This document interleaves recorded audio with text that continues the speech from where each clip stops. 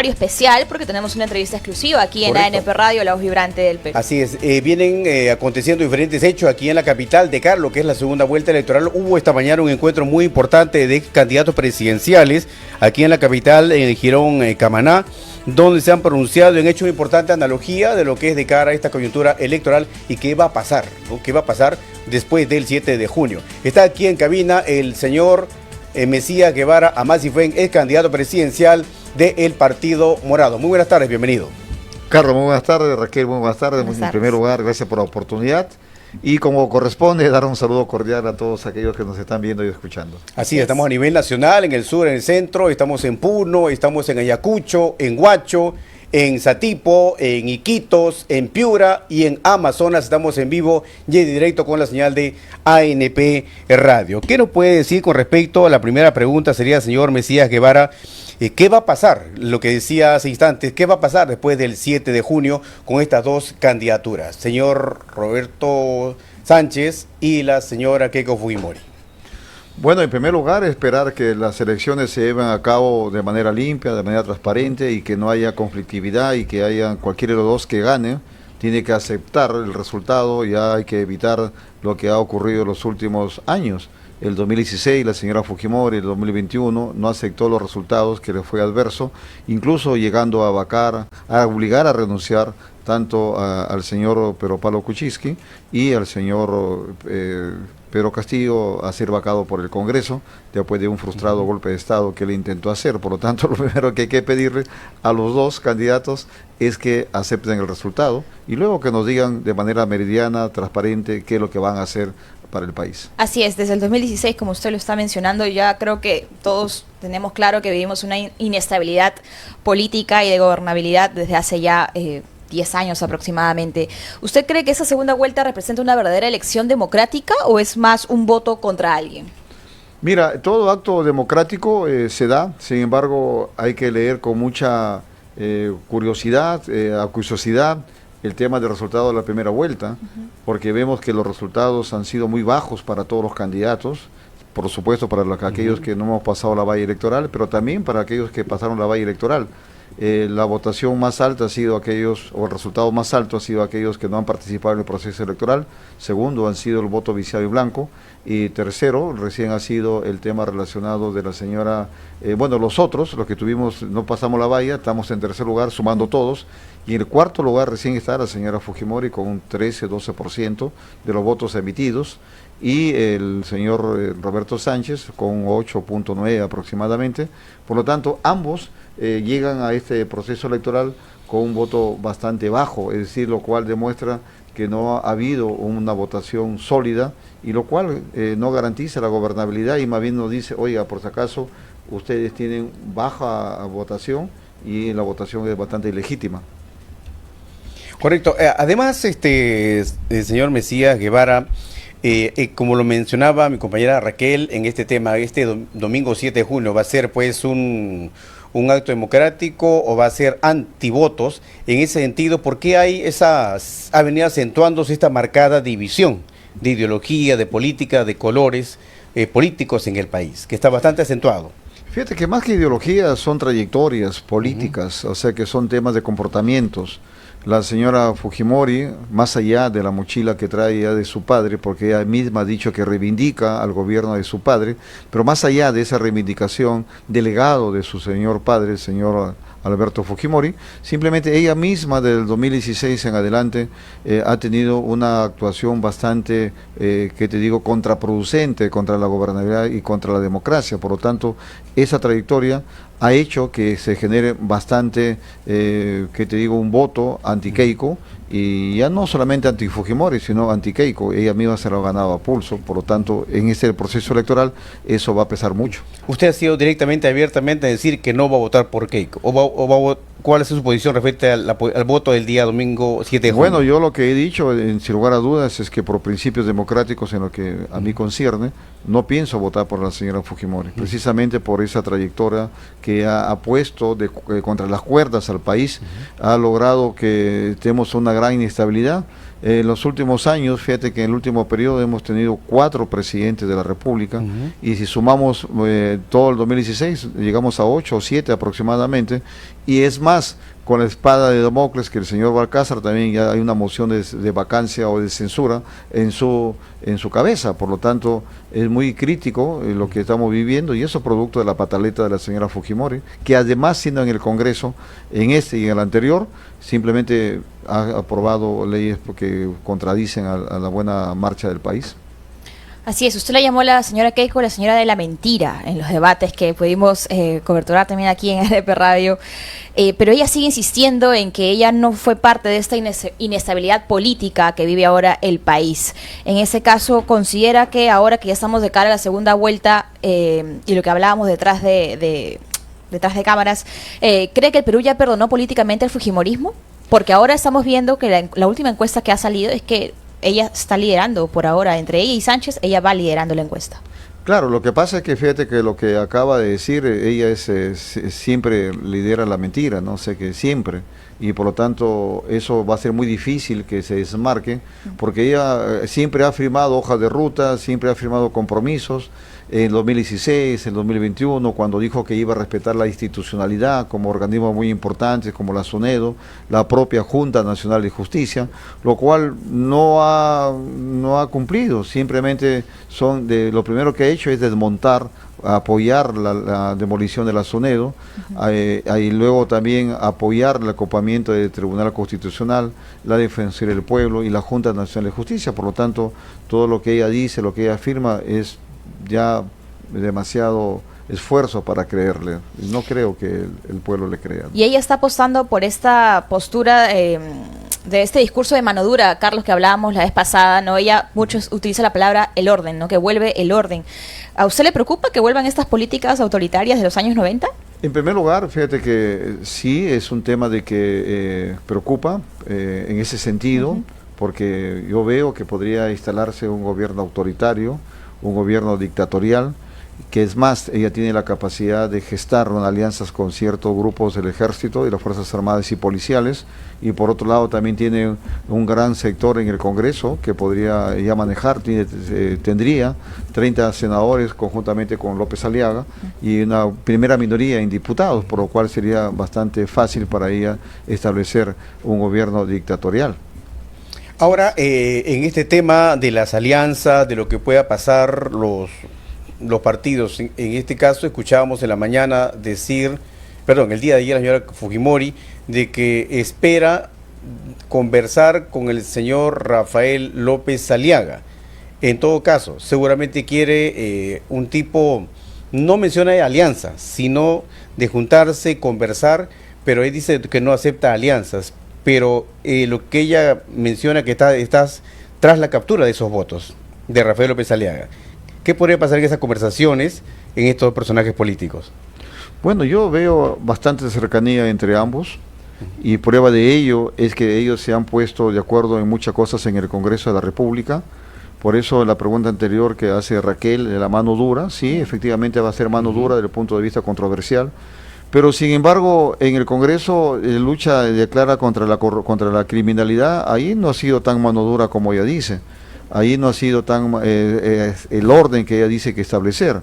Por lo tanto, ahí hay muchas dudas. Es decir, mano dura sí va a ser contra la represión, contra los conflictos sociales que seguramente van a haber, pero es mano muy débil, muy blanda en torno a lo que es la lucha contra la corrupción. Porque una mano blanda es más fácil que ingrese al bolsillo, que ingrese a la billetera, y no una mano dura, porque una mano dura no va a ingresar a una billetera, ni menos a a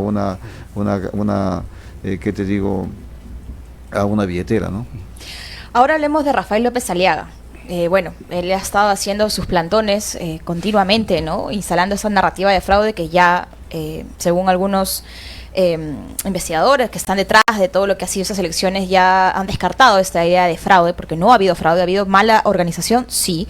¿Considera que él, como líder político de un partido como Renovación Popular, que tiene bastante fuerza en el Congreso, o al menos con las últimas leyes en las que han podido aprobar, está debilitando la democracia deliberadamente? Y por otro lado, si es que, ¿qué consecuencias puede tener que se siga instalando este pensamiento de narrativa de fraude electoral? Bueno, el tema de la narrativa del fraude es un tema, como dije, viene del año 2016 en adelante. Ahora la señora Fujimori en la primera vuelta se ha mostrado bastante cauta, prudente, callada, no ha dicho nada, porque a ella no la afectaba, porque ella simplemente ya está en la segunda vuelta. Ahora habría que ver si ese mismo comportamiento se va a repetir en una segunda vuelta cuando haya un resultado bastante ajustado en contra de ella. Por lo tanto, hay que estar vigilantes en ese sentido. Y la narrativa del fraude efectivamente es una narrativa que ha quedado ya descartada. Ahora los mismos señores que pertenecen al señor López Aliaga han salido a decir no, efectivamente no ha habido fraude, ha habido un sabotaje, y ellos mismos se están contradiciendo y están dejando solo al señor López Aliaga en su narrativa antifraude. ¿Qué puede pasar? ¿Cuál sería el panorama que vamos a ver de aquí en adelante cuando ya se instale el nuevo Congreso de la República a partir del 28 de julio? El día de hoy escuchamos una noticia de que se disuelve la bancada de Podemos Perú y que entra en una reestructuración en la bancada de Podemos Perú, que también, digamos, no pasó la valla en esta primera vuelta electoral. ¿Cuál es el panorama que se va a ver ahora por parte de los peruanos y peruanas de los partidos que ahora ya tienen bancada en el Parlamento Nacional, tanto en Cámara de Senadores y Cámara de Diputados? ¿Será un panorama similar al cual estamos viviendo o va a ser algo mejor? Bueno, mira, la estrategia que ha hecho es una decisión personal que hay que respetar. Seguramente son acuerdos políticos internos que ha tomado el partido Podemos Perú. Ahora, y sus impactos, sus efectos ya serán positivos o negativos para ellos. Eso ya es un tema personal e institucional privado que yo tengo que respetar. Y por otro lado, en lo que se viene del próximo Congreso, tenemos que ver cómo va a ser la correlación de fuerzas, tanto en torno a lo que es el Senado. Hay muchas bancadas que son una incógnita, por ejemplo la bancada que ha llevado el señor, Belmo, no sabemos cómo se va a desempeñar. Y por otro lado también la bancada del propio Juntos por el Perú, es decir, todas las bancadas esperemos que se mantengan firmes hasta el final del periodo y que no haya, transfugismo entre ellos, y por otro lado también el tema relacionado de lo que es ver cómo se va a desempeñar la propia bancada de Jorge Nieto Montesinos, ahora Nación. Es decir, todas las bancadas son una incógnita, salvo la bancada del Fujimorismo y eventualmente también de López Aliaga. El resto de bancadas habría que verlos cómo se van a desempeñar. Esperemos que no haya al final rupturas, porque eso afecta a la gobernabilidad. Lo que sí nos llama la atención es que la Cámara de Senadores, la Cámara Alta, va a tener un poder absoluto, inclusive ¿Sí? ni siquiera van a poder ser disueltos. Sí, cargo. Y eso es lo que lo han convertido como especie de una comisión permanente, ¿no? O sea que ahora a la comisión permanente la han reflejado en el Senado. Y eso es producto pues de lo que se ha venido construyendo en estos últimos años, es decir, prácticamente se ha constituido un parlamentarismo sobre lo que es un presidencialismo. Ellos sí pueden vacar al presidente de la República, pero el presidente de la República no puede hacer cuestión de confianza, y eso hay que hacer lo que retorne a su normalidad, es decir, el equilibrio de poderes. Por eso yo les digo que yo me muestro bastante escéptico de lo que pueda hacer este nuevo Congreso, donde esperemos que actúen con absoluta responsabilidad y no como en estos momentos han roto el equilibrio de poderes, han copado los poderes y también han gestado todo lo que estamos viviendo. Lo que ocurrió el 12 de abril con estos fallos administrativos de la OMPE, simplemente es el reflejo de lo que han venido haciendo en los últimos años. Entre el 23 y el 24 habrán cambiado cerca de 18 normas electorales para lo que hoy viene ocurriendo. Por lo tanto, por eso lo que ha ocurrido el 12 de abril no nos parece nada extraño en lo personal para mí. Y si hablamos del Partido Morado, ¿por qué cree que las propuestas moderadas, como el caso de su partido, no logró conectar masivamente con el electorado? No, lo que pasa es que nosotros sí teníamos, fíjate que tuvimos el mejor plan de gobierno, que incluso fue catalogado como mejor plan de gobierno. Lo que sí nos faltó fue trabajo territorial. Lamentablemente el trabajo organizacional no nos alcanzó, de tal manera que no tuvimos candidatos a diputados y senadores en muchos lugares del Perú, cerca de 10 regiones, y eso es lamentablemente que no pudimos. Por eso te decía que nosotros tenemos que hacernos una autocrítica a la interna, que es lo que no pudimos hacer. O en todo caso, replantear la estrategia política. Sí, replantear, más que replantear el tema, fíjate que nosotros ya tenemos que estar ahora abocados en la elección municipal y regional, y luego de cara al próximo año. Nosotros tenemos vigencia de inscripción hasta el 31 de diciembre, luego ya tenemos que replantear qué hacemos, la dirigencia nacional me imagino que nos dará alguna directiva, y los militantes también tenemos que pensar si seguimos en este proyecto político, porque ya prácticamente fenece el 31 de diciembre, o iniciar una nueva perspectiva a nivel nacional. En ese caso de la campaña electoral del Partido Morado para la primera vuelta, ¿por qué no tomó protagonismo o participación el señor Francisco Sagasti? Es un tema personal de él, pero yo también lo entiendo en el sentido que él también tiene una espada de Damocles con una persecución política de la Fiscalía, con algo que la verdad nadie entiende, no tiene ni pie ni cabeza su denuncia. Es más, ya pasó al Poder Judicial y por lo tanto él ha sido víctima de esa persecución, que yo lamento que estén haciendo contra él, y eso evitó que él también no permitió que tenga una participación más activa, ¿no? Inclusive el Congreso intentaron también inhabilitarlo por 10 años, ¿no? El Congreso no logró inhabilitarlo, pero sin embargo se les ocurrió pasarlo a la Fiscalía, donde la Fiscalía no recogió sus descargos y simplemente lo pasó al Poder Judicial, y eso es algo que yo considero que la justicia no se está manejando de manera imparcial y objetiva. ¿Usted volverá a postular a la presidencia? Mira, todo depende cómo nos encontremos de aquí al 2031. Lo único que yo les puedo decir es que yo voy a seguir siempre haciendo política en el espacio que me corresponda, en la parte académica, en la parte intelectual. Siempre vamos a estar ahí presentes. Y más aún ahora creo que todos los políticos debemos estar vigilantes de cualquiera de los que gane, tanto el señor Sánchez como la señora Fujimori. Hay que estar vigilantes, y eso corresponde a una madurez política, cívica y patriótica, que debemos estar pendientes de lo que ocurra el próximo año, el próximo gobierno. Así es. Este año estamos en un año electoral como tal, porque también se vienen las próximas elecciones regionales y municipales. ¿Qué reformas electorales podría considerar prioritarias para estas próximas elecciones? Mira, si algo tenemos que hacer en las próximas elecciones es que vuelvan las PASO. Las PASO tienen que volver, o sea que, por ejemplo, es algo que lamentablemente este Congreso eliminó las PASO, lo cual nos ha llevado a que tengamos 38 candidaturas, lo cual ha generado mucha confusión. Si hubiera habido PASO, no hubiéramos tenido esa confusión. Por lo tanto, si algo que debemos de rectificar es el tema de las PASO, porque si bien es cierto, hoy han pasado la valla electoral 6 partidos políticos, por ahí como 8 partidos políticos, cerca de 10, que tienen vigencia, que eventualmente al 2031 se podría llegar con otra vez la misma cantidad de votos, de participantes, perdón, y por lo tanto las PASO deberían de regresar.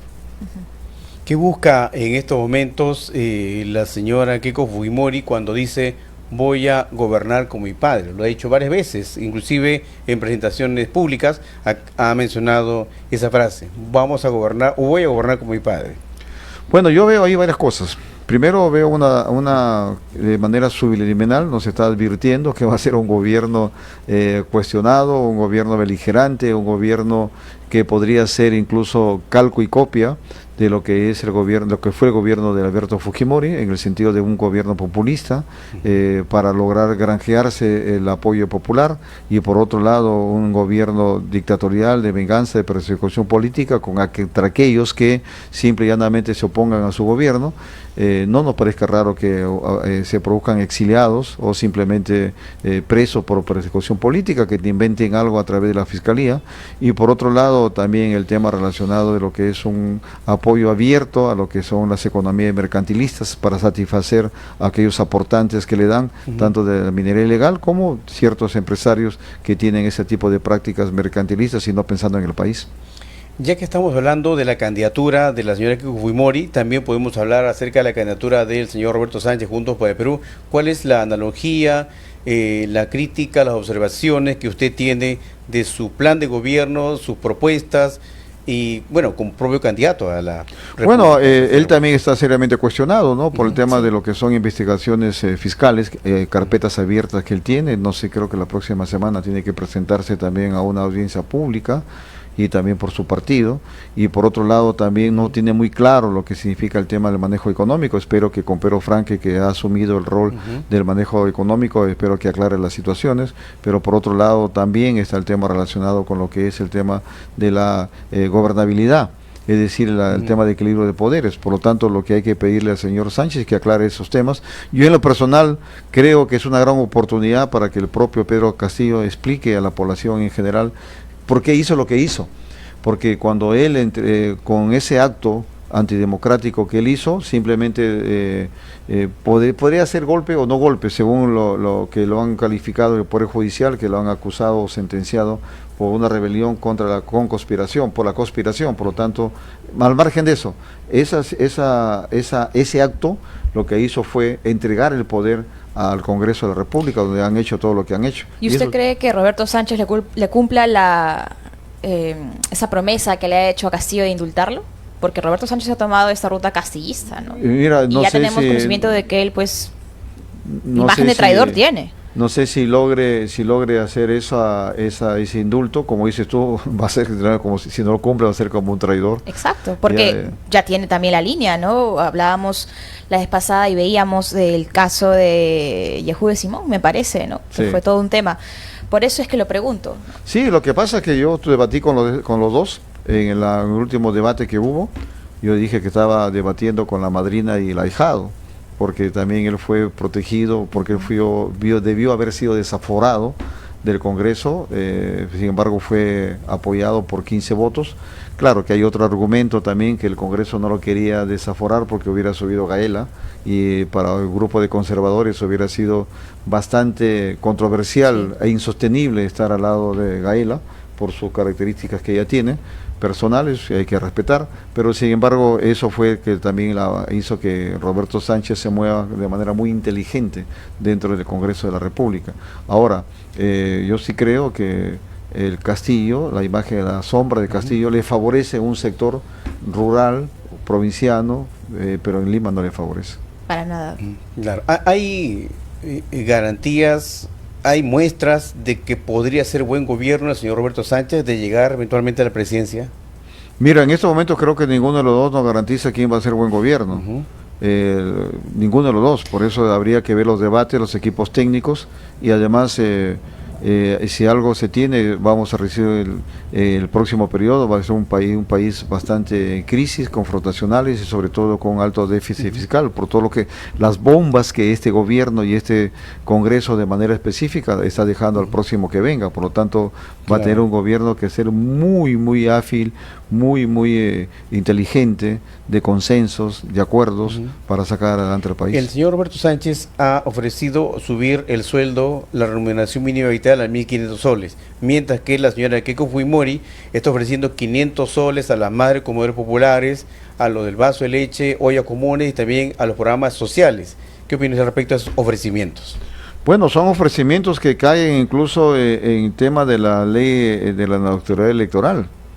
Tienen que tener cuidado los dos, porque cuando yo fui congresista en el año 2014, por ejemplo, investigué al gobernador de Ancash, y en ese entonces el señor Waldo Ríos salió elegido presidente regional, en ese entonces así se llamaba, por haber ofrecido 500 soles a todos los pobladores ancachinos, y por eso fue vacado. El jurado lo vacó, incluso y fue preso, incluso detenido, por haber inducido el voto. Por lo tanto, hay que tener mucho cuidado con ese tipo de ofertas que está haciendo la señora Fujimori y el señor Roberto Sánchez.